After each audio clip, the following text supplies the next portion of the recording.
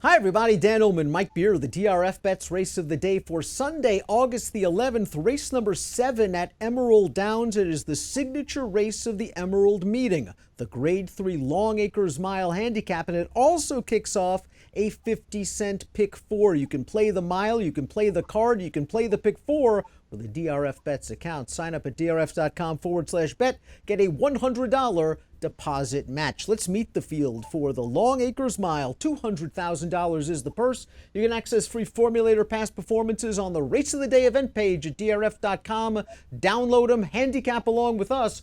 We'll take the field in post-position order, beginning with the number 1, Restrained Vengeance, a horse that I've never really thought of as a dirt runner. Yeah, I mean, that's the real problem for him so far, right? I mean, I guess you could look at him and say he's never really had a chance to be a dirt horse. His only start this year was off of a layoff, and, he didn't run well, but I guess he has an excuse for that considering he hadn't raced since November. It's just hard to get behind him based on what he's done on the main track so far. The number 2 is Solid Wager, and he's bounced around for a long time, mostly based in Southern California for Peter Miller. He earlier this year won the Grade 3 Toboggan at his preferred 7-furlong distance. I've always thought of this horse as a late-running one-turn specialist. Michael Maker took this horse for 62.5. He wouldn't be the first horse that Maker claimed and turned into a graded stakes winner, although last time out in the Schaefer Memorial, I thought he had a good trip and he was just overmatched.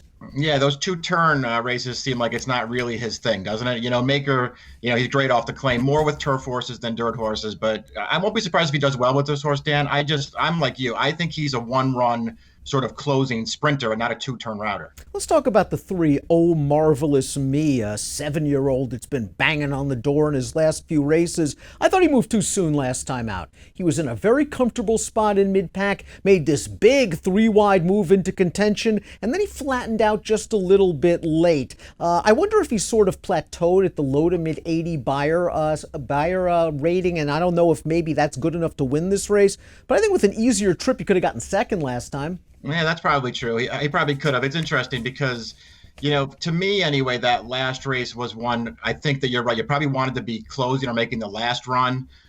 So I don't know, maybe that worked against this horse. I thought his prior 2 starts were good, not great. I think he's a contender, but he just has to do a little bit better. I think Rocky Tough's interesting, especially if the pace is fast. It looks like local trainer Tim McCanna went shopping for a Longacres Mile horse. And you and I remember Rocky Tough from last winter at Aqueduct when he took advantage of a pace collapse to win gamely that $50,000 claimer. He ran down a loose leader, Langdarma, in the late stages. It looks like he's gotten back into very good form. He just doesn't have a lot of early speed. Yeah, true enough. I don't necessarily like his running style, but if he gets a fast pace, he'll come running at the end. I remember that race at Aqueduct too, because there's probably not a horse in training who couldn't run down Langdarma on a clear. That horse doesn't want to win races.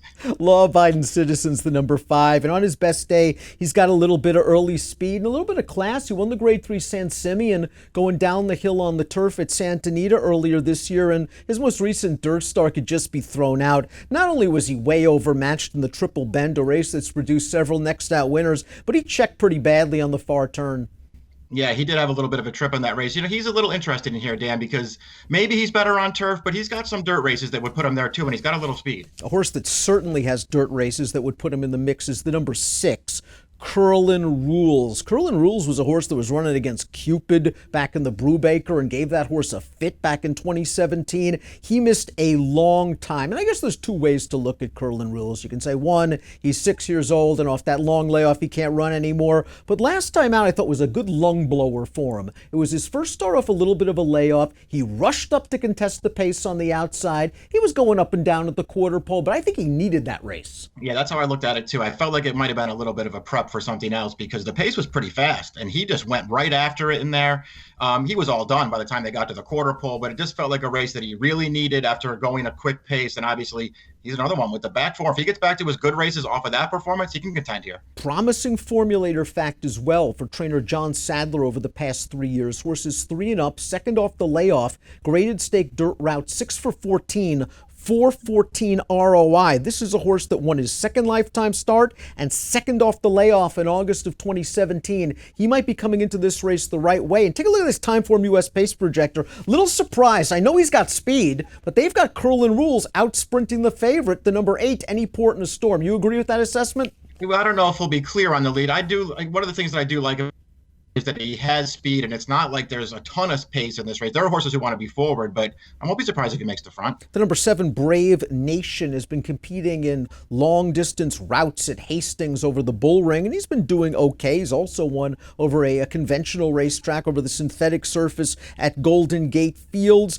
Buyers are a little light. I like his tactical speed. I just wonder where he fits from a class standpoint with these horses. Yeah, that's the real question for him: is does he class up? He's got some good races on his card. He wants the distance. He can get a good trip in this race. It's just a question of whether he's good enough. The question for this race is, does Any Port in a Storm, the likely favorite, the number 8, want this distance? They've stretched him out only once in his career. It was a race on turf. He ran okay, but it wasn't up to the level of his sprint races that we've seen. If you just believe in Buyer's speed figures, any one of his last 5 make him very, very tough in this race, and he kind of dominated the field last time out. Yeah, I'll call him the horse to beat, even with the distance questions that he has to answer. I like all of his last 3 races, actually, and his 2 races up here. He was just dominant sprinting in those races. Of course, he was 1-5 both times as well.